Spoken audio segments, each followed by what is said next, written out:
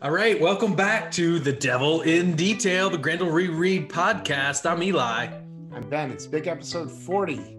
Ho ho! Big one. Child. Ah, man, we are done Hunter Rose, and we are moving on to the saga, the sad saga of Stacy Palumbo.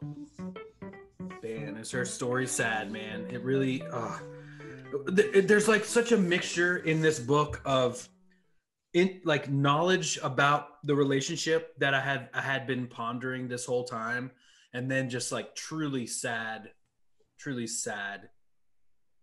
life experience that happens to Stacy. It's tough. It's one of the best stories in the whole cycle. I agree. But before we get into it, Eli, tell me about your week. Don't get too far ahead of yourself.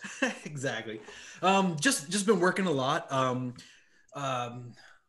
I'm working a lot now on Wizard issue 2, getting some interviews together, getting the cover. Man, I got the cover being worked on by the artist who did, I think, the best comic that I read last year. An indie artist who I'm like super, super psyched about. I'm not going to tell anyone yet. I haven't spilled it. I probably told you already.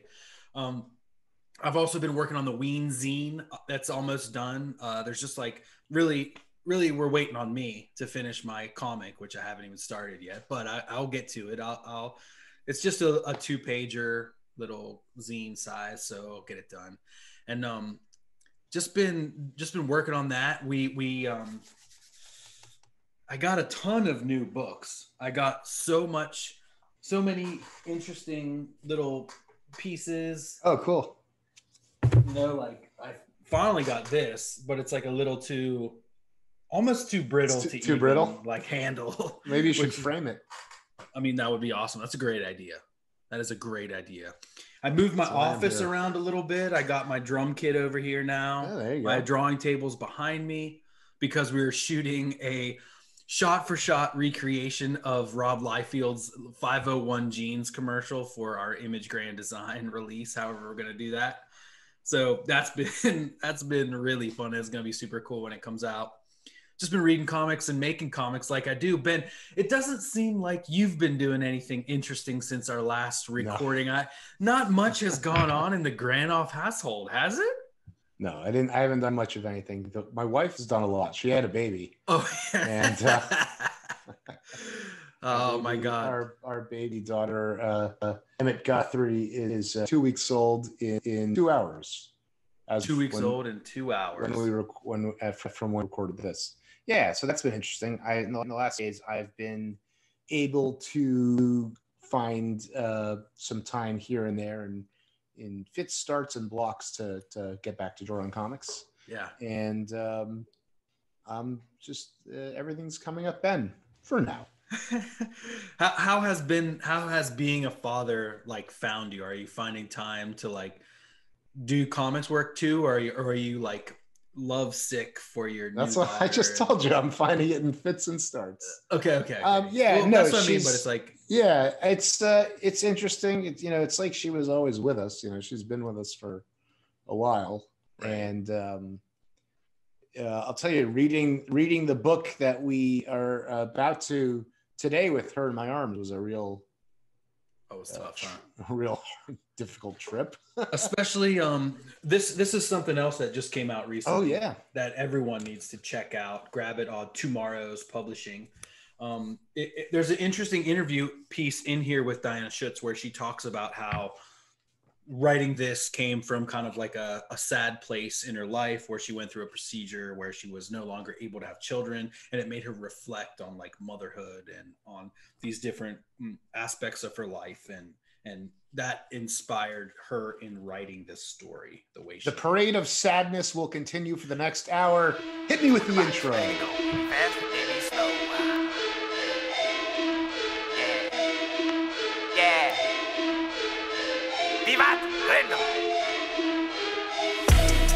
It's like the devil is my best friend. Hunter Rose with the pen to the fork end, or till time end. Like Orion, Jupiter, my kin, bloodline private. We control the whole shit. The wolf won't beef, then we feast off the rip. Behold the devil in detail. Behold right, we're back. Another great intro from Manus and Laserdisc. Thanks, dudes. Okay, I mean, without further ado, Grendel Child or Devil Child by Dian Schutz, art by Tim Sale, colors by Teddy Kristiansen. The 1999 two-issue series, beautiful, heavy matte paper finish. Yes, beautiful. And it comes in between, I believe, the two red, white, and black, white, and red anthology stories. But in terms of story, it really helps to bridge Hunter saga with Steen by way of Stacy Palumbo and her fate. Exactly, yeah. It definitely takes place very soon after the death of Grendel. This first page, we see her room at this not asylum, but like this home for children, wayward children, and we see upon her wall all these different articles, newspaper clippings, and posters about Grendel, Hunter Rose, Argent. We see what looks like articles about Hunter's books, Creon, Glee Club, all these different things. Even a photo of them too. It looks like a blown up photo.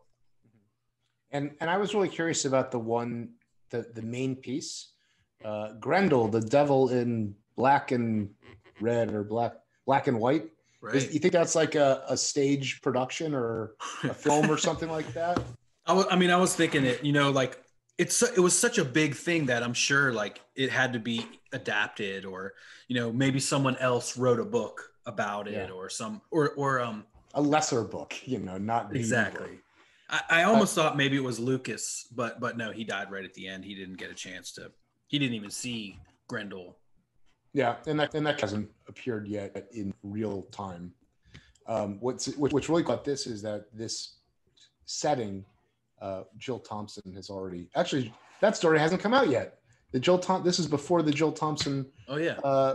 Red, white, and black story. That's true. Before we get like too deep into it, can we talk a little bit about the creative team? Sure. The inside front cover has a quick quote from Dian Schutz after a primer from what we know about Stacy Palumbo, the adopted daughter of Hunter Rose, the original Grendel. In Matt Wagner's Grendel Level Above the Deed, we saw Stacy discover Hunter's personal journals. There, Stacy learned of his nefarious alter ego and his involvement in the murder of her uncle Barry. She then engineered Grendel's downfall at the hands of his archfoe Argent. Following Hunter's death, Stacy was institutionalized for the remainder of her life. And this is where Diana comes in. What was that like being 9 years old and discovering that the daddy she adored was a beast? That was the question I lived with as I wrote this story. Wow. So tell us a little about Diana. You did an enormous sprawling online interview with Auntie Dai. Yes, I did. She's been in and around comics basically her whole life, starting with a job at a store called Comics and Comics in, I think, Berkeley, California, where she started publishing their newsletter, editing their newsletter, which became known as the Telegraph Wire. And that's where she ended up interviewing upstart Matt Wagner for his new book, Grendel. And I think she interviewed him about Mage at that point, which led to, work with Kamiko, which led to her introducing her sister to Matt, which then led to a love story that resulted in two amazing children, and their collaboration continued for years to come. Keep laying it on, man. All right. And I don't know, man. I look up to her a lot. I think she's an amazing person, an amazing champion of creators' rights, an amazing creative person in and around comics that I respect a ton. Not to lay it on even thicker after you called me out, but I really respect her, and I think she's a great person. And so shout out to Diana. And I kid because I care, Eli. I know. I think that we both met Diana metafictionally as Isis in Mage Volume 2 in the late 90s. For sure. The first time I ever saw her name in print was in the inside front cover of Cerebus 265, This is the infamous Tangent issue, and it just happened to be the first one that I picked up off of a Newbury Comics stand because I'd heard of the book probably from Wizard Magazine. And the inside front cover has a fax from Diana on Dark Horse letterhead, where she informs Dave that she's no longer comfortable proofreading the book, which she had been doing for several years. Interesting. And it was just like, it's always kind of odd kismet thing that my first issue super weird book was her last, and she left for a good reason. All right, great. Tell me about Tim Sale. Tim Sale is another amazing artist who probably many of you know for his Marvel and DC work. I mean, some of the most legendary Batman stories, Long Halloween, is done by him. All the color stories in Marvel, Hulk, Gray. These are what I call lobe sales. Lobe sales, get your lobes here.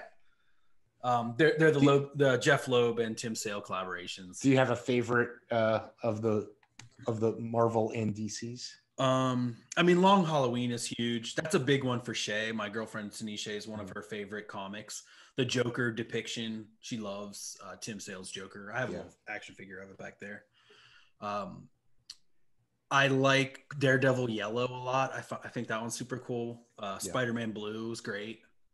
Hulk Gray, they're all good. I mean, any of those collaborations are amazing. It's so crazy in this book to see Tim Sale. It's probably in between his major Batman books. Mm-hmm. I believe that Long Halloween is 96, 97. And Dark Victory might be after or before this. But it's crazy to see Tim Sale doing something that's so subdued, that there's no flashbang rogues gallery kind of thing. I mean, there is in its way, but it's much, much different. And so my understanding is that Tim Sale got his early breaks from Matt and Diana on the ongoing Grendel Kimiko run, and then came back for this one after he had hit it big as a lobe sailor. I think so too. I think there was another Kimiko book that he worked on back in the day. I can't seem to remember it. It's not Ginger Fox. That's Panda Bros, right? I can't remember exactly. I don't know that one. Yeah, I think there sure, was makes sense.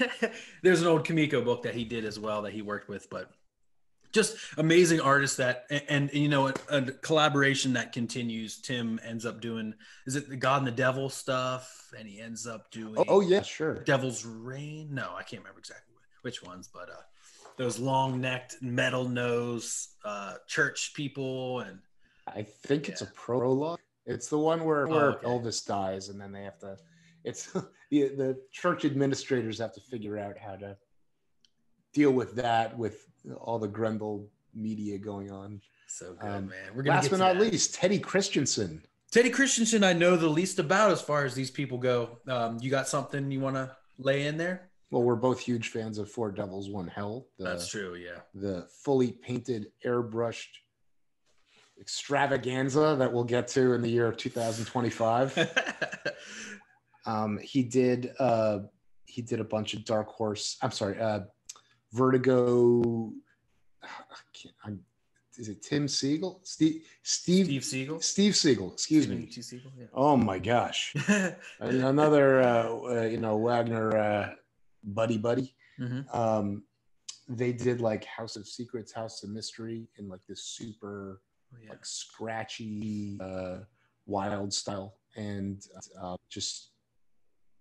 his like stated dry brushing and color choices in this are really powerful. Nice. In the letter columns that we may not dig into, I think in the second issue's letter column, Diana says that she sent out black and white copies of the first issue or maybe of both issues to industry people to kind of get their reaction, and they all said, "Wow, Teddy Kristiansen's amazing, but this looks really good in black and white." So I would love to see. Yes. That's like the common comment. So I would love to see what some of these pages look like. I would too. In black and white. Maybe is this the omnibus, right? I was wondering. Or maybe there's some black and white stuff in the Art of hardcover collection. Oh, there might be. Wishful thinking.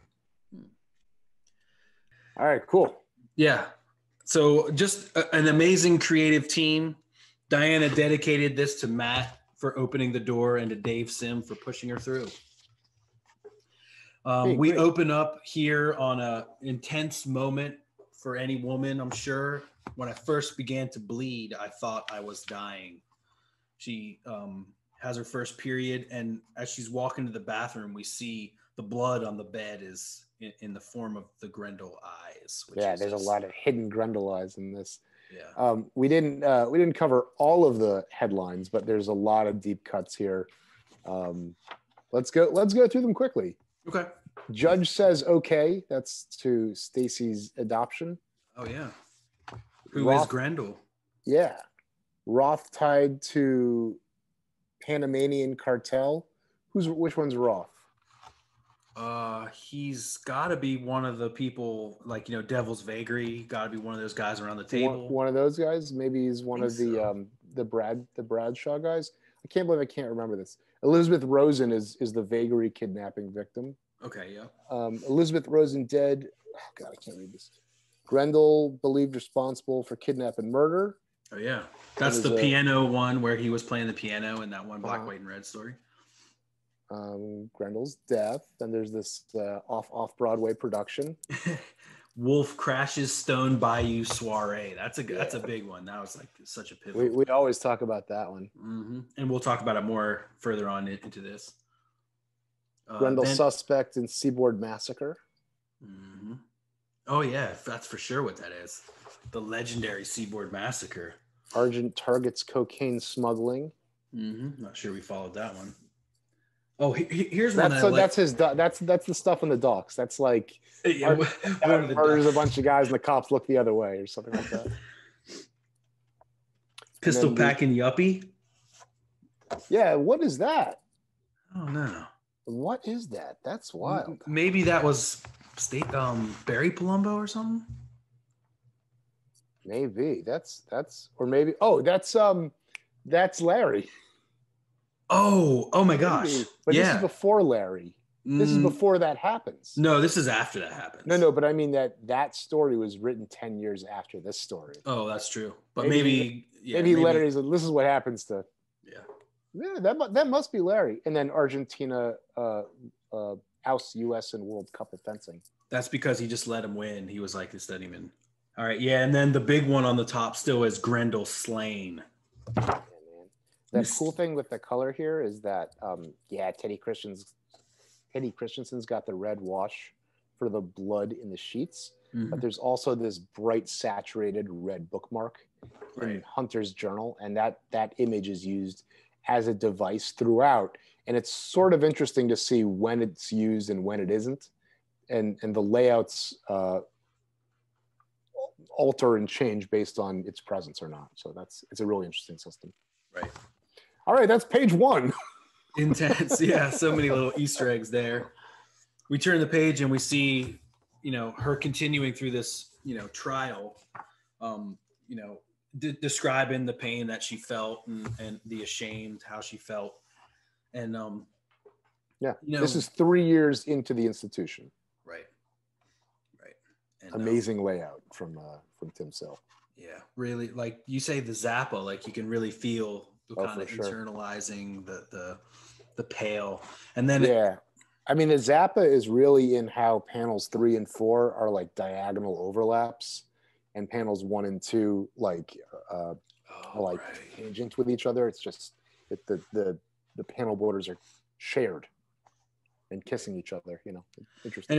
And it's interesting again to tell that she's describing about how she never really had these female role models. And again, we're not given anything, nor have we ever been given anything about her actual parents, So like she just said she never had any women to tell her about these menstrual cycles, about hormones, about sex. Like, she never, and no one to tell her about men because she only had men to teach her these things.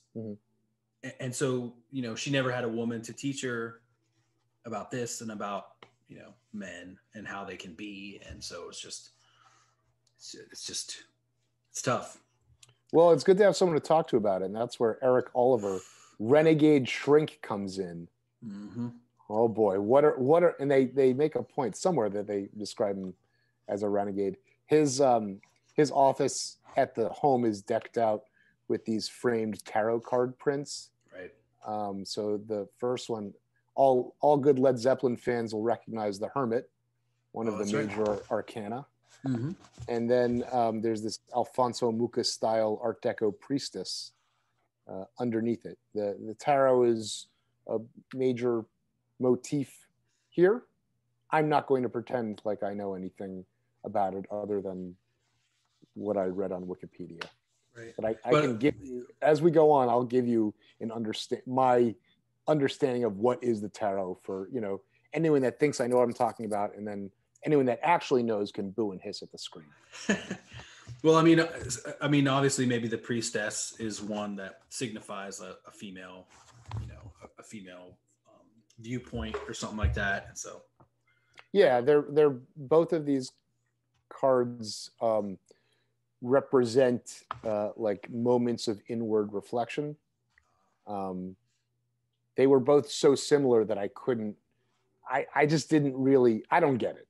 You know, I think that it's kind of Jungian in that, like, you take these archetypes and you kind of boil them down and you just kind of go with it and you apply it to, you use these symbols to help you get to where you need to be.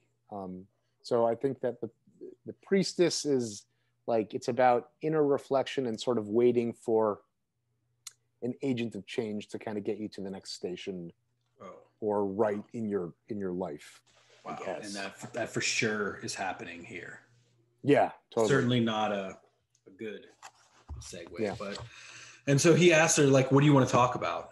And she says, Grendel, the night I killed Grendel. I like that she grows up throughout these sessions. It's difficult, you know. It was crazy because Stacy's always drawn as a kid. She's always kind of aged up most of the time, and here she's sort of aged down. Right. She's really like a woman. There's like this weird spiritual Benjamin Button kind of thing going on with her.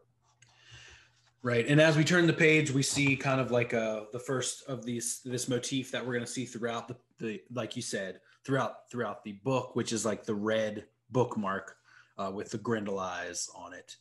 And now these are Hunter's custom bookmarks and journals. Yes, they are. Right? Yes. Larry had a guy. He didn't invent stickers. He didn't invent bookmarks, but he did make the stickers. Larry had a guy. Yeah, Larry's got a guy. He's got guys. A stationary guy. Yeah. Okay, great. So here's where we're reflecting on a scene that we've seen before that we saw on Devil by the Deed, where she is reflecting on her childhood and how she made herself that cup of hot chocolate. And she goes into describing, you know, how complicated the process was because she's a complicated child and she remembers how good that hot chocolate tastes. Yeah. When I read this, it was that there was a sense of control, right? Like everything in my life, I'm such a passive victim to fate. People come in and out of my life. There's nothing that I can do about it.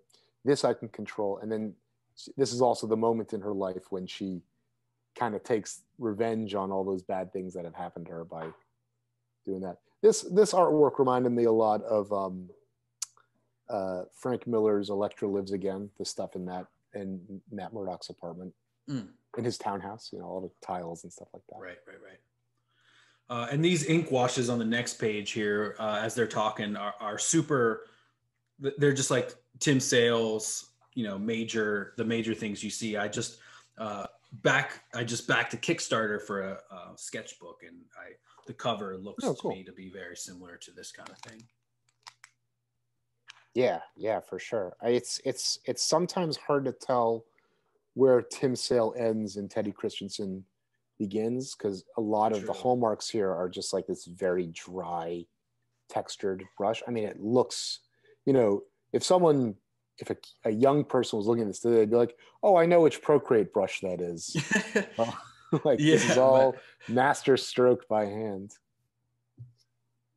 It's almost because it's dry brush, it almost skirts the line of, am I looking at like dry, wet media or chalk?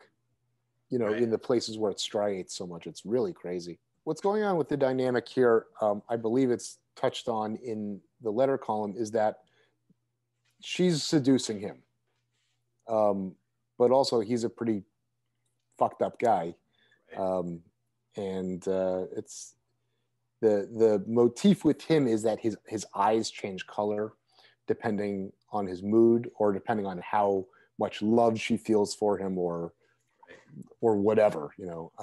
And it's kind of left up to the reader to decide, like, is this something that Stacy's like projecting, or is this something that's actually happening, or is it, you know, does he have those kind of like gray green eyes? You know, some people have eyes that can change a little bit. From mine like actually hazel. do that a little bit. Yeah, I think so. Yeah, Shay tells me that mine do that too. We Someone's have hazel eyes.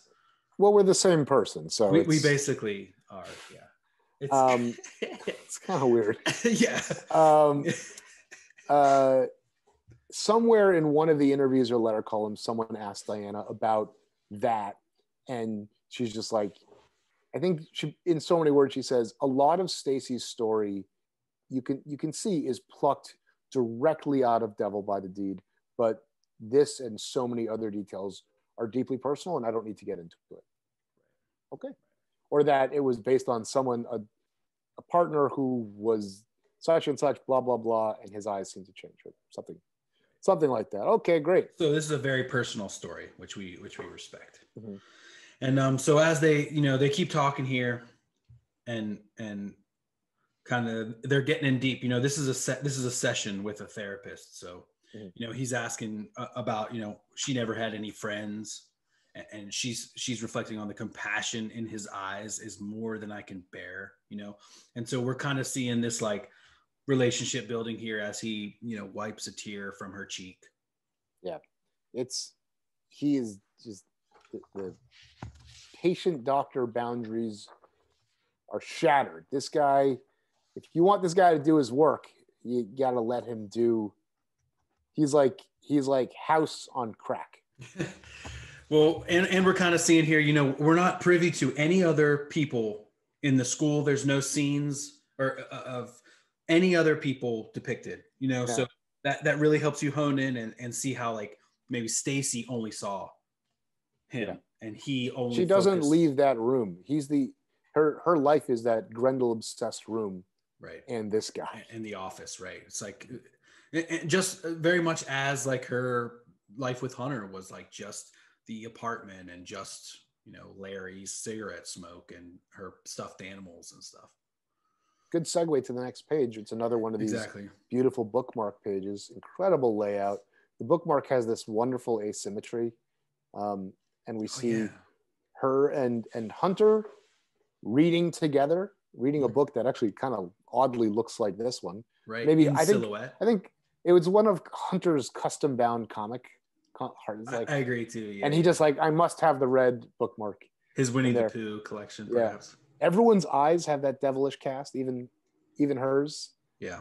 And then, you know, it's about their shared love and their shared moment. And then Uncle Argent. And I don't know if she ever calls him Uncle Argent. No, I don't. I think that she does. She said, I think there's a lot of Mr. Argent, but here's Uncle Argent. So there's Uncle Hunter, who then takes on this daddy cast, and Tim Sale's Argent is wonderful. It's really like the Batman Rogues Gallery kind of spin on Argent. Agreed. Yeah, it's almost like, I don't know, serpentine wolf type of thing. Very like, you know, snake. I think if you could see the dog nose, it would make a difference. It does have kind of a dragon sort of quality to it. Yeah, exactly. You know, and she's reflecting now back, you know, about the battle that we always saw about how, you know, they were actually, you know, mortal enemies. She didn't know about Grendel yet. I loved him almost as much as I loved Hunter. Yeah. God. Tim Sale's Hunter Rose is fantastic in his androgynous pajamas. Yeah, this final panel. It looks great. You can see, I mean, if this is his Grendel outfit, you can see that the glove must go over the cuff. Right. Well, yeah, That's it what goes it is. up and then it kind of like floofs out. Yeah. He looks. Oh, it's Tim Sale does one of my favorite Hunter Roses. Fantastic. Oh yeah, absolutely. Next page, we have kind of like a 2-panel splash of Stacy and Eric. One of my biggest like jobber mainstream hot comics pet peeves are layouts where it's two people, but it's split this way, so it's Wolverine's face and Cyclops' face, and it's like, oh, they must have the exact same face, to make that work. Right. This is like the opposite of that. It's the same kind of idea, but it like the shadows and the Teddy Kristiansen and the lettering. And really the focus on the eyes and how we keep talking about the eyes, the rendering on the eyes that Tim Sale does. It just, at this point in the story, we're seeing the compassion in his eyes and almost like the devilness in Stacy's eyes, or kind of like the unease, the is she good, is she bad type of thing in Stacy's eyes. Yet both are like half in shadow, half in light. The weird thing for us right now is that there's an odd bit of metadramatic irony in that if you've read Devil by the Deed, you know where this is going. But for the purposes of going through this, we can't spoil the end of this issue. Exactly. Great. So so he's like, why did you want to kill Grendel? And she's like, I don't know. And then this is something that I've said before. I don't know if it was because we read it. It's all running together a lot. There's so much we've been reading, but she said Grendel killed Hunter, which is like definitely made clear. And there's definitely I think Grendel killed Hunter the day that Jocasta died. I mean, that's when Eddie died. And when Jocasta, you're right. But Jocasta and Stacy brought something good out of him. So it's like, that's true. Yeah. He was, remember if you look at the early Kamiko stuff when they're at that party and they're like sharing their secret moment, talking about Peter Pan and sharing a secret language of like friendship, it's genuine. We've never questioned that like he's wearing a mask with her. Yeah. I think he says on the bridge, they're on the bridge in Central Park. He's like, it's in The Whole Devil. Even here, even with her, when the place where I'm supposed to be my most serene, where the only bit of goodness comes out in me, it's been tainted by the devil on my back. Oh yeah, that's right. Yeah. That was their spot too, that Central Park thing, it seems like, or the botanical gardens. Yeah. This is great. Eric asks her, well, I understand why you hated Grendel, but what about Argent? Like, if you're setting them both up to have a fight to the death, like, aren't you afraid Argent would die too? And then it cuts to the Stone Bayou, his fall from grace, and it's I always complain that like, oh, we never get to see this. Here this is crazy, and he does have that grotesque look, splayed out, hopeless. The wolf was already dead. Yeah, man. Like, she saw him in such a grotesque manner, and maybe the reason that Tim Sale is choosing to draw him in such a grotesque manner is because we're seeing these memories through Stacy's eyes, and in her eyes, and especially at that point, like, he was just the worst. Yeah, I mean, that's how Matt describes him in Devil by the Deed, that he's just like this creature who's, despite the fact that he smells terrible, she doesn't know this. Kids, that their sense of smell isn't that refined. But he's all grace, like as he hops around the rooftops, and here's just like splayed out. Whoa, Yes. I felt his shame as if it were my own. Ooh, what a hit! That hideous, loathsome creature. How could I have loved such a beast? Man. Oh, it's sad. She felt no pity, no remorse. She felt nothing, which would become how she feels for the rest of her life. I mean, her emotions continue to get muted until she's unable to. The conceit of the therapy session, the way it's structured to recap and to characterize is A+ stuff. It's really good. A+, yeah. Yeah. And it's interesting too in the interview and back issue, Diana, very much like how she's described other works by Matt, she wrote her first draft and showed Matt and Tim, and they were like, nah, this is like, let's go back to the drawing board. And you know, she said, well, that was humbling and tough to hear, but it, you know, that's the good stuff that, you know, you need the people around you to be able to tell you what you need to hear. Yeah. And these people are creative and literal family. Yeah. So when you have a good collaboration with someone, a real true collaboration means that, like, when you not butt heads, but when you have to correct someone, it's done from a place of trust and caring. Right. And you're able to speak the truth. Right. And, you know, that's how you know it's good, because when that happens, it's not like, well, I guess this didn't work out. It's like, yeah, man, let's keep making these together. Yeah. In the back issue, we owe Tim Powers real props for doing a lot of heavy lifting for us. Yes. I think Diana says something like, you know, as an editor, your responsibility is to the creator, not to the publisher. Hires you and pays you, but everything you're doing is to make the creator, like, get their vision out as best as possible, not only in production and like marketing, but in the spirit of where they're going. Right. Something that she can do. Yeah. Well, no, but that's something that Diana's able to do. And it's interesting because who does it say edited her? Did she edit herself? Matt Wagner. Okay. So they kind of flipped it here a little bit. Yeah. So that's really cool. That's awesome. Oh, that's so cool. Oh, that's cool. Matt edited Diana. So cool. We've got this chess scene. Right, which we've seen a few times as well. Yeah, I think Disraeli draws this exact same. It might be like a high angle shot. Speaking of Disraeli, dude, you got some Disraeli? Well, unpublished that Grendel that's not published. We're gonna have to hit this story because it takes place in between Brian Lee Sung and the Hidden Years. Perfect. And it's now is that a Marvel epic book? No, it's a Atomica Press. I feel like I saw. Okay, I'm confused about something. It's very cool. This is such a great book. And I mean, it's got, sorry to like derail here for a second, but it's got, I mean, the creative teams in it. Like we got a Grendel story start, and then we have Hewlett and Martin, and then we got like this Mobius portfolio with this amazing Mobius stuff, like an interview that he hand illustrates, and you can only illustrate by hand, really. I don't know what I meant by that. You know, then you got Bill Sienkiewicz, you got Jan Strnad and Kevin Nolan, you got Alan Moore. Like this thing is amazing. Bangers. Yeah, I found a $5 one on eBay. You should buy it. Okay. Oh, all right. Maybe I'll send it to you. Well, you don't. Right. I don't need any more comics. This is great. You do, Ben. Yeah. I love that she doesn't want to play chess anymore. Yeah. And like he is, you know, he's this brilliant person who is trying to shape her into a prodigy of some sort, and it's like, Jesus, like, can't we play Nintendo? You know, or whatever it is.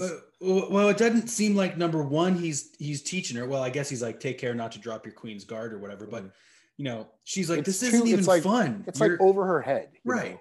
And he's not letting her win or giving her anything. He just like wins every time. Checkmate. And she's I really like that checkmate panel. It reminded me of the conversation we had with Brennan about like, if you're under the gun, just simplify it. Like, note that there's only one square on that board. You didn't have to draw and spot fill that entire checkerboard, just that one. And get the perspective right. And... Yeah, on one. Yeah. Yeah. Super cool. And I love Tim Sale's, like the black pieces are just, it's very Frank Miller. It's just like a chisel. Done. Exactly. Yeah. Yeah. And she's like, you always win. It's not fair. And then she's thinking, yes, Grendel always won. Mm-hmm. Well, I lost everything. Okay, so then we get a look at the sanitarium. Is that the word? Yeah, I guess so. Private institution for people who are different, she said. Yeah, it's her Palumbo inheritance pays for this. Right. I guess all of Hunter's money was seized. Must have been, yeah. And had to have been. Do you think that Hunter would write a will? Is he's probably operating under the assumption that like, I'm never going to die. Right. Like, this is great. That's a great point, man. He's not, he wouldn't be the type of person who would be like, have a living will just in case something happened. He's like the kind of arrogant fellow that is like, I'll never die. Very true. Great point. Yeah. It's a very like, it's not Willowbrook. Like, it's a very well-to-do, like, respect the clients. They're all high paying. These are high rolling, people. So they don't call them crazy, or at least not out loud. And years have passed. So let's say, I don't know, she's 14, 15, 16. Probably. Perhaps. Yep. Getting there, growing it's up. Hard. It's tough to say because there's like kind of a weird Benjamin Button kind of thing. The last time we saw her, her sneakers were on the floor and she's sort of hidden in that chair. And now she's, more fashion minded and, has the shape of a woman. Right. And getting taller. And you can see, no longer she portrayed as this short little girl. Mm-hmm. She's, like you said, a tall female. And thinking about fashion conscious, and I guess it's kind of showing here too that she's moved her bed around because her bed was right there by those posters, and now that's where she thing is. So time has passed. Maybe she's put some things up, taken some things down, and then they talk about Eric. He's a psychiatrist, so that means he's given her the meds he wants her to have, I would guess. Brilliant, the Eric Oliver, brilliant, the renegade. Right. He called her special. I was ready. So like we all have our demons, and she's gonna sort of try to take a little bit of power in their dynamic. Yeah. And next page we see him, working with his tarot cards. So maybe that kind of takes his like a little bit of his renegade-ness, because like, he doesn't always use just like normal methods in order to reach people. He can use all these different, including tarot cards and mysticism. I would point you to Carl Jung, whose methods were kind of hippy dippy in their own way. A lot of like art therapy, make your own, you turn your journal into your personal, Carl Jung would have been a comic book artist. You know what I mean? Like if it had been later on. This is great. The Zappa here is really cool. Look at the way that the first panel, look at the lower panel border, the bottom panel border, how it doesn't quite match up with the panel border of panel 2. Right.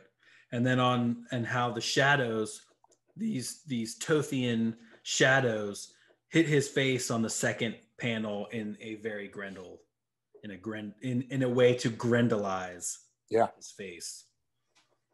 Really, really cool, symmetrical, almost like a child's board game layout. There's all this negative space that's being used. Really, really cool. And here comes Stacy, bright-eyed in the end. Right. Very cool. Knocking on the door, and he says, "What is it?" She comes in, kind of, and maybe this is not like a scheduled session. She's kind of just dropping in on him. She took the time to figure out what to wear in order for this like pop in here. Yeah. Teddy Kristiansen's work in panel 2. Like we haven't kissed his ass enough, but like there's some renderings on these faces with the dry media or the dry brushes that this is so good. Unreal. Beautiful. Anyway, he admits to her that she looks very fetching, quite pretty. I love him. Oh my God. Well, and again, this kind of starts this tete-a-tete thing where they say in their heads, I wish I could tell her this, but they don't. And she says, but they don't, Yeah. It's almost like she's the therapist. Tell me about your wife. And it's like, what? I'm asking the questions here. Right. And he just starts talking. Yeah. It's just ex-wife. His eyes are gray today, almost without color. This is kind of like, he's on the defensive now. So he doesn't have the power in his eyes that she usually sees. She's kind of coming from that. His eyes tell me he understands pain as she continues to ask him about it. I mean, she's got Stockholm syndrome on top of Stockholm syndrome. I know, it's her whole life. Yeah. And so it's like, obviously she's going to fall in love with this guy. I don't know. It's so sad. God. Yeah. So now, tell me about your wife. Tell me about Elizabeth Devon. Oh Right. my goodness, we've You've been been wanting to hear wondering. about this one. Yeah. Yes. The woman was an idiot. She was my nanny. She drowned. He continues to grill, and here we get the cover image. This image of her back from Hunter's apartment, looking out. Yeah, Elizabeth Devon was like she was like a 29-year-old Mrs. Doubtfire in my mind. Like she just tried to get her to socialize with children. All she wanted to do was be in the library. My guess is that it's like, Hunter is this like, she fantasized about a life of marriage with Hunter. And, despite the fact that the chess playing is over my head, we do bond on literature. And if I can, maybe I can, the one place where I get Hunter's attention in the most unadulterated way is when I tell him my stories and do my like Aesop's fable gimmick. Right. And show that she's on the level. So she believes that the more she studies and the more knowledge she can gain, the more level the playing field will be between her and Hunter. And he's so busy at this point, and I believe from Devil by the Deed, this is during the Seaboard Massacre stuff where he was traveling and really ramping up the power that Grendel was gaining. Yeah. And so he didn't get time to hang out with her again until he kind of was like at the top, on top. Yeah. Anyway, Elizabeth Devon sucks. She treated me like a child. You were a child. Yeah, he's like, you were a child. Yeah, exactly. Oh, man. I was never a child. So we come back. You were only 9 years old. So it's within a year of everything falling apart. Right. It could be months before. It seems like Stacy's path with Grendel was much faster than Hunter's path. It's, I guess, because we don't see as much of Stacy's journey. Right. Hunter was Grendel. Jocasta, it would seem, was a positive influence. I know you like to think about her murdering people in the London fog, but there isn't any proof of that yet. No, there's not. But one day there will be. She was actually she had her own alter ego that she cruised the London fog, as you say. No, I don't know. I would love to see that. So they're on this dock. They're precariously out on this dock. Mm-hmm. She must have slipped. And this is great because it's just like how the anthology shorts take a single panel from Devil by the Deed and blow it up. It's the same concept. And these circle-shaped panels too is another motif that Stacy was given a lot in Devil by the Deed, and then again is used here a lot. Yeah. I love the seagull in between these two. If you connect the dots between these two circles, the seagull's right in the center. Very cool. So she basically admits that she has blocked out the memory of pushing this stupid nanny. I didn't know she couldn't swim. Yeah, right. I'm sure. I didn't know she couldn't swim. Well, but then, I mean, so what were you going to do? Just kind of like torture her or kind of, give her the runaround or kind of, I mean, she had dastardly visions. She was not trying to. She was getting, I don't remember if at this point she knows that Hunter is Grendel. If she knows, I don't think she does, but this is a roadblock in the way of wherever she's going. Right. Absolutely. And she kind of breaks down after she confesses to Eric here. And, she's like, there, it's okay. He's kind of like, this is, a very tender moment, if it can be called that, between them, where again, their relationship is forged a little deeper. They stare into each other's eyes, and she sees them now as a warm and chocolate brown, much like that hot chocolate that was so soothing to her earlier. This is illegal therapy. It is. Oh my God. Oh, and then my question is, do you think that this memory of the trip to the Ghirardelli chocolate factory in San Francisco, is this after or before the Elizabeth Devon incident? Do you think that matters? You think it's just like another random memory, like, oh, we did this one time? Yeah, I mean, it's probably when he was, I guess it's not the Seaboard Massacre because that references the the East Coast. Don't know. Right. Yeah, no, I just think his goons were doing that. I think he was in New York. You don't think he was traveling? I think he was just chilling in New York the whole time. Oh man, no, I think he was ripping around. He was on the red eye, just Yeah, like murdering everyone. Exactly, on the train. He just took the train up. He took the Vermonter from New York to up the East Coast or whatever. They both know that they're gonna make it with each other soon. Right. I can feel it. Oh God! But she also says here, Eric's eyes remind me of Hunter. You know, so man, so deeper and deeper, this connection is forged a little bit with both of them. You know, he lost his wife, she lost everything, and so they're finding this solace as their connection. I don't know if you call it connection, but as their relationship grows deeper. This is another crazy. Asymmetrical only because of the bookmark layout. Right. You look at it's really smart stuff. Some of the layouts in this book are so sophisticated that, you know, obviously Tim Sale can do that, but I would have to wonder if Diana, like on the big crazy one, if she was like, all right, this is how we're going to lay this out. Right.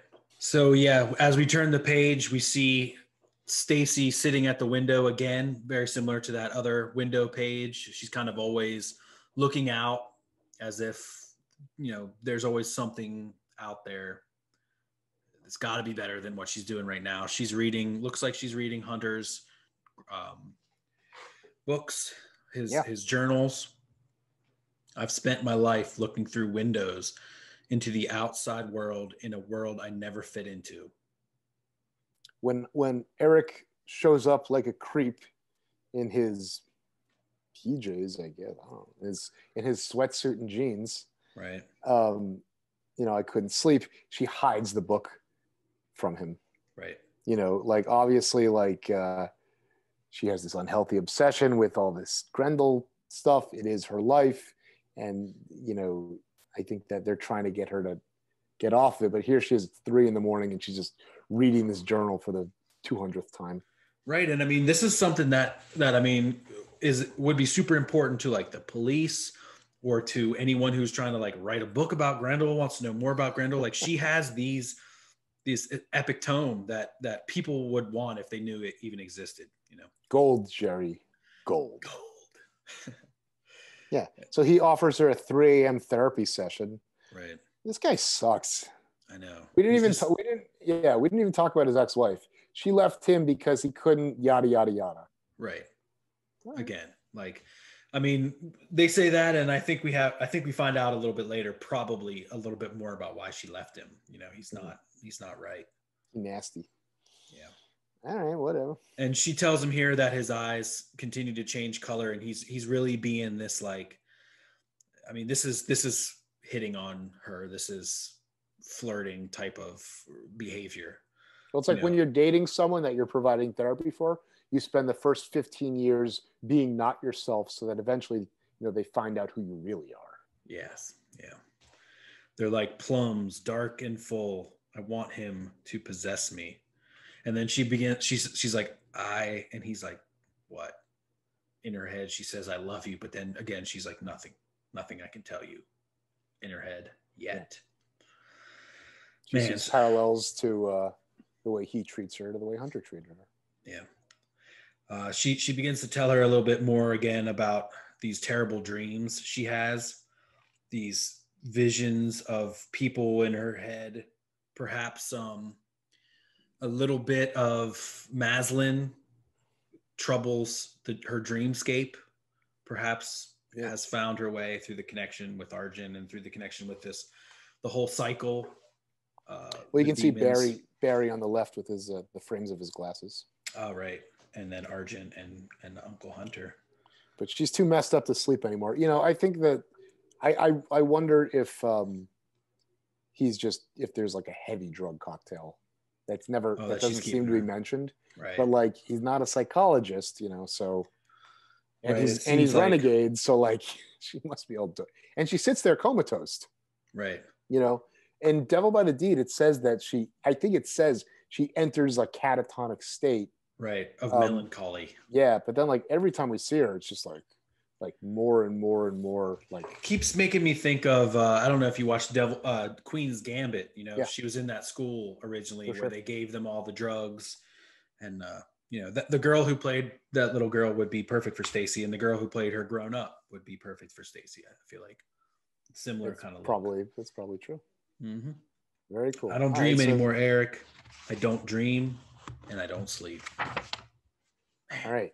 This is the fateful night. This is the night when she put the sock over the phone. And who does she?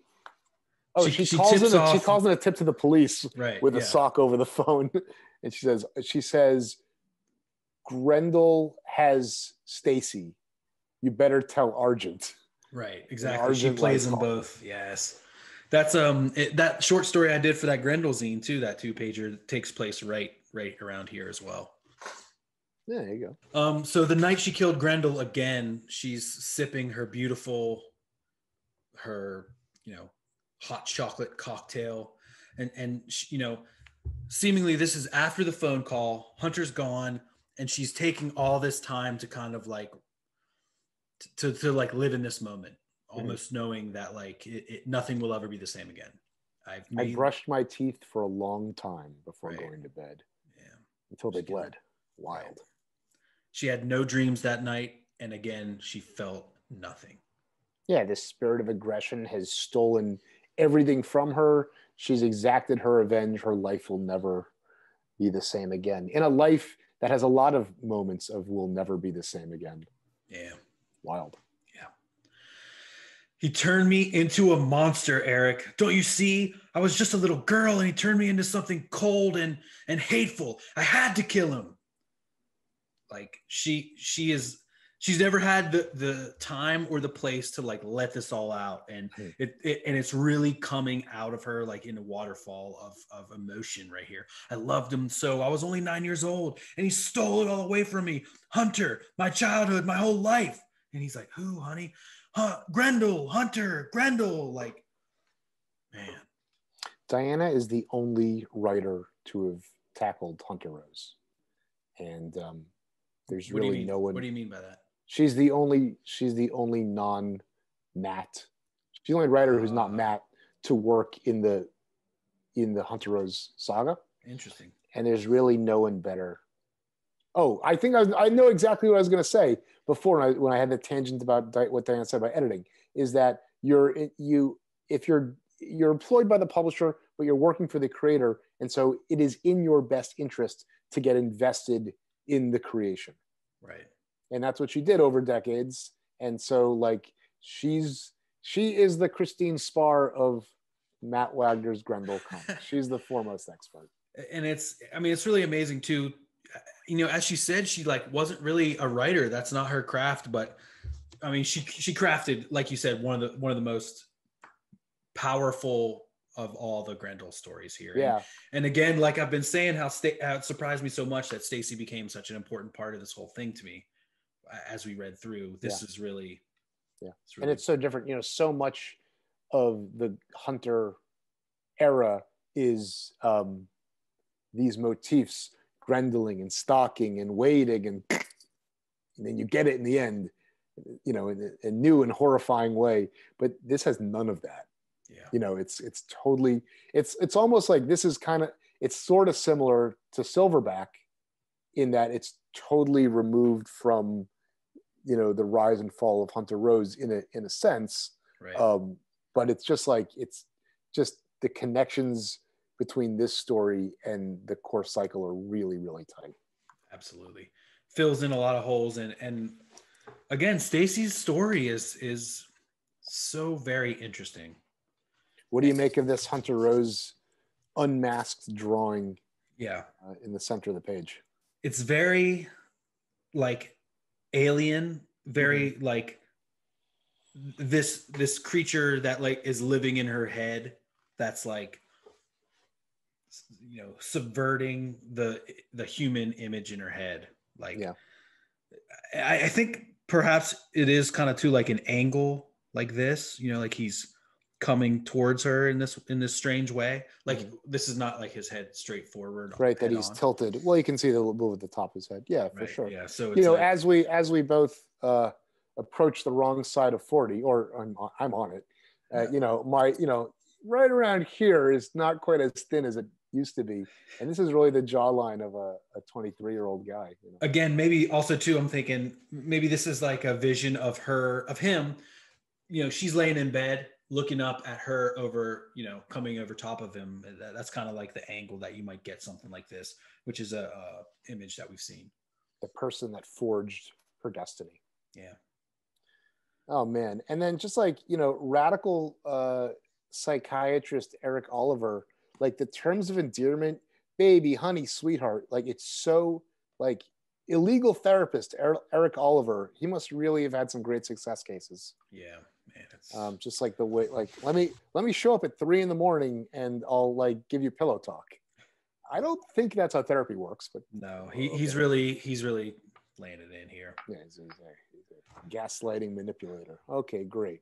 So he promises that he'll give her life back, and then they have. I was so safe in his arms. Nothing could ever touch me. I breathed it in my ear, a groan escaping his lips. I felt such happiness at that moment, so sharp through my racing heart, it was almost like a pain. Mm-hmm. He was my, and he called her his little girl. He says, "Who's daddy's little girl?" Kind of dark foreshadowing. And she says, "Yes, I was his little girl. And he was my daddy, my confidant, my love. And soon he was my husband." Man. Can we agree that he is already possessed by Grendel? I mean, yeah, by the spirit of aggression or whatever it is. This spirit of aggression that continues to move around. Perhaps the Palumbo family is even more perhaps it's the Palumbo family that it really goes around. And I mean, I don't know. It must be a weird intergenerational gangster karmic retribution. Yeah. Kind of gimmick. I love the stained glass light reflection on the splash page. It's really cool. Yeah. Really beautiful, darkly foreboding image here, spread here, or splash page.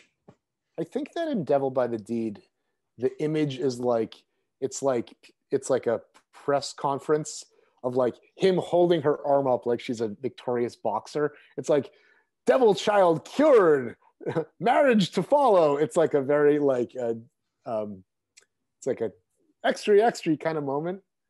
When he first adopts her, when Hunter first adopts her. No, when Eric Oliver cures her so that he can marry her. Right. Like, it's depicted, and it's like he's like holding her like a knight across the threshold or whatever it is. And it's like the media fanfare, and here it's like he's wearing this like white suit and she's got her wreath of roses. Yeah, he almost looks like she's in Chuck Taylor knee-high boots. Does seem like that. Weird. Yeah. Love it. Man. It's so weird. Yeah. As we continue here after the wedding, I mean, it gets really graphic and really dark, and we don't have to go into it all here. You all should definitely read this book, but we begin. This is the trigger warning. Yeah, we began to see the depravity. Yeah, it's on a page turn. You go from a splash page of nice wedding scene to 16 panels of horrible, lovemaking stuff. On the fourth line, too, we see her eyes kind of realizing. In a few places, we see her eyes widen, and kind of, she's not sure what happened, and then she kind of is like, "What have I done? What's happened here? I lost control again." Yeah, it's really cool how it's good comics. How tiers 2 and 4, the camera doesn't move, and then objects are sort of moving down in the frame. So it's him kind of kissing her chin and then to her collar, and then that second to last panel where it's just her eye in the lower right corner. There was almost, I'm trying to recall what that brings up to me. Maybe a moment in Watchmen or something like that, where it's a really the white and the composition and the movement is wonderful. Zappa. Yeah, it's Well done. incredibly powerful. The way he's depicted, and how he's holding her arms down, and then this on the second page of this spread, how gangly and just creepy he looks there. He looks like Christian Bale when he loses 60 pounds in those movies. Right. And no longer are his eyes depicted as big, colorful. Now they're pinholes, like creepy, weird, depraved. Super weird. Yeah. It looks like the second one is like a pure POV, and it's, oh man, look at the way the horizontal panel border between 2 and 3. There's this weird formal tangent between their heads, where the top of her head, oh wow, is the top of his head. Wow, yeah. So crazy. That's like when I was talking about like my pet peeve of like Cyclops on one side and Magneto on the other. It's like it's the same device except it works now. Well, yeah, because it's kind of like switches back between their two POVs. Unbelievable. This is what he sees, kind of this like in control, and then this is what she sees, which is like this man she thought she knew is now this creepy skeleton. That's horrible guy. Yeah, it's almost like every page does something formally really interesting, and most of them are so subtle that it's like you can spin your wheels trying to describe them, but like this one here is super visceral. Like this is, I think, you turn the page, the best moment. No, I'm still talking about this head okay. thing. Yeah, turn the page. Yes, I mean, well, because it goes with what you're saying. This next spread again. I mean, the rest of this book really works in spreads like this, and it just continues. This almost rape that's occurring on their wedding night. It's just, not about almost. I mean, yeah, like, I mean, almost. I mean, it maybe started as consensual, but the way it proceeded was not what she ever wanted. It's called, I think in Devil by the Deed they call it rape from the get-go. Yeah, I do like the lighting on Eric's nose in panel 2. That's my favorite. That panel is crazy and reminds me of like the Dark Knight Returns Joker in a way. It's just like, or Gordon. Yeah, really creepy. Just he's making her do and say all these things she doesn't want to, and on the next page we he's this changing. is where he talks about the tarot shit that he does, where he talks about his ex-wife and his like psychotic tarot connection. And, he says you are the priestess, which is an allusion back to that first page that we saw the poster. And also priestess. I want to say one more thing. In that in Cerebus, there's an invented card game called Diamondback, and the cards are very similar. It's like priestess, magician, sorceress, blah blah blah. Anyway, that's all I want to say. Wow. And as we see on this next spread, he's like, what color is my eyes now, Stacy? And she says they're black. Right, because she asks him why your eyes keep changing, and he says something sexy or whatever it is. Right. Yeah. And there's the Grendel. Really cool cartooning there too. Really cool. I mean, this is beyond cartooning. I feel like it's like the shine in his eye slowly turns to the Grendel eyes. They slowly Grendelize. I think is that his eye or her eye? It's hard to tell. Oh man. It's hard to tell. I think you might be right. I think it's his eyes because because hers are a little bit lighter. Yeah, and the balloon is coming from him. That last tier is wild. Camera work and the text working together, and then it was over, and Eric was gone, and it leads you into that open door to the bathroom. Oh my god. Yes, man. To the devil who will never leave me, who is always with me, his only child. Damn. Crazy. Intense. Crazy shit. Just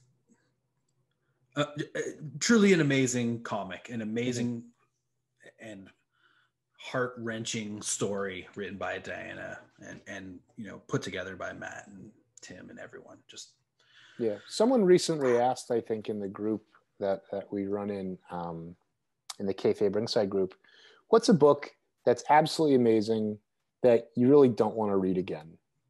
And this is my second time reading this, and like I don't know if I need to read this for another 10 years. Right. It's super intense. It's super effective. It has like everything that I like about comics going on in it, but it's like one of those like thriller movies that's like so intense that it's like I don't need to see that again. Yeah, like it was so good and yet so disturbing, you know. Mm-hmm. I enjoy that the back cover has these Rorschachs.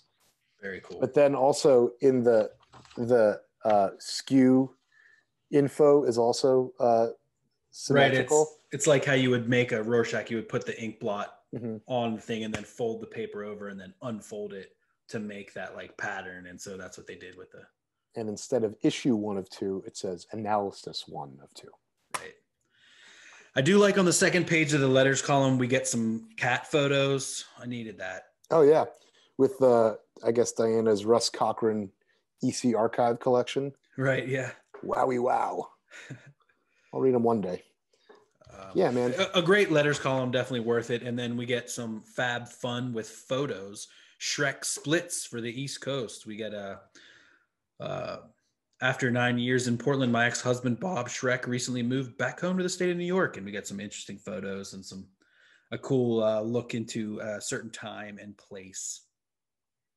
Yeah, absolutely. It's I feel like this kind of feature the Matt's books have this often, like, here's the party. It feels like you were part of it. It's just which is I like it cool. A lot, man. Yeah, it's like that kind of like, you know, Entertainment Weekly type of thing. I really tried to do it in Wizard too. I love this kind of stuff. Yeah, absolutely. And I think that you know, the letter column, as we move into a more chronological linear coverage of the series, especially in the Kamiko series, letter column stuff will be good. There's certainly questions that we've asked or things that we've touched on that that letter columns will sort of elucidate. And Diana becoming like the shepherd and guru of this series, this is sort of it's an appropriate starting point for that to happen. For sure, yeah. So we'll start covering those a little bit more.